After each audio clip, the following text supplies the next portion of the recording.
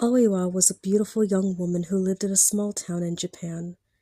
Her boyfriend's name was Iemon, and although he didn't have much money, Oiwa loved him very much. She was overjoyed when her childhood sweetheart asked her to marry him. After the wedding, they moved in together, and the happy couple were soon expecting a baby. Oiwa didn't care that Iemon was poor, but as time went on, he became angry and depressed about his lack of prospects. Iemon soon grew to hate his happy young wife and started an affair with a rich young woman named Ume. He romanced her for months, and eventually she fell in love with him, despite his poverty and the fact that he was already married. One day, Ume's father came to see Iemon. He told Iemon what a shame it was that he was already married because his daughter loved him very much. The father went on to tell him all the ways he could ensure his future son-in-law's wealth and success, and Iemon listened intently. Iemon spent a great deal of time thinking about what Ume's father had told him. An evil plot began to form in his mind. He decided that the only way he could marry Ume was to somehow get rid of Oiwa and her unborn child. He thought that the easiest way to do this was to secretly poison Oiwa and make it look like that she had died of natural causes.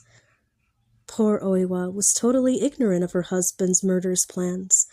Blissfully unaware of the fate that was about to befall her, she continued to happily prepare for the birth of their baby. One evening, when Oiwa and Iemon were sitting down to eat dinner, she noticed her husband was strangely quiet and nervous. She encouraged him to eat his dinner, but he would not touch his food. He yelled at Oiwa and told her to stop fretting and to eat her own meal.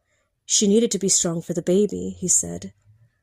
Oiwa finally gave up trying to tempt Iemon and started to eat her own dinner. It wasn't long before she felt very sick.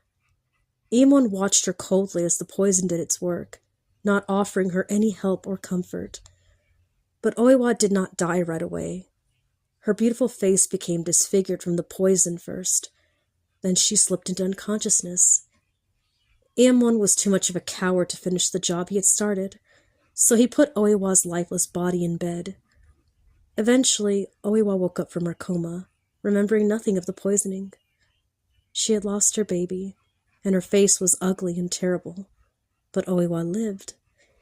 Iemon was desperate. He played the part of a concerned husband, but he was looking for any way possible to rid himself of his wife. One evening, he took Oiwa for a long walk. They made their way to a cliff, and Iemon looked around to see if anyone was nearby. No one was in sight. Iemon pushed Oiwa off the ledge. Her broken body was recovered, and Iemon gave her the best funeral he could afford, spending all of his money in a great show of devotion.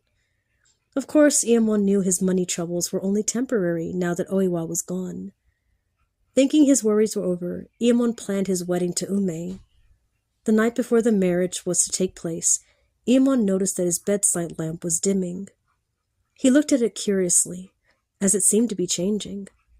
The disfigured face of Oiwa suddenly replaced the lamp, growing larger and larger in the room. "Betrayal," it hissed. Iemon grabbed a stick and swung the face, but Oiwa disappeared, and the lamp smashed and fell to the floor. Iemon thought that he heard a faint laughter of a woman from outside. Shaken, Iemon convinced himself that the vision was simply the result of drinking too much alcohol earlier in the evening, and went to bed.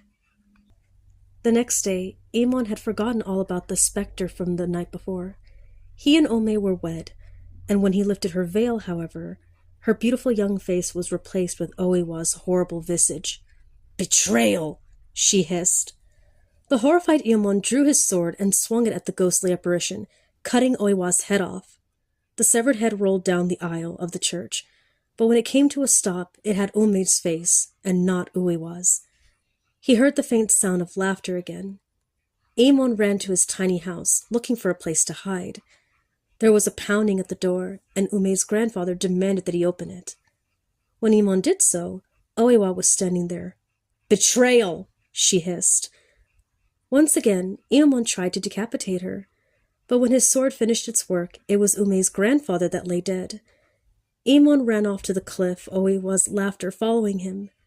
He stopped at the edge and looked down, perhaps changing his mind. It didn't matter.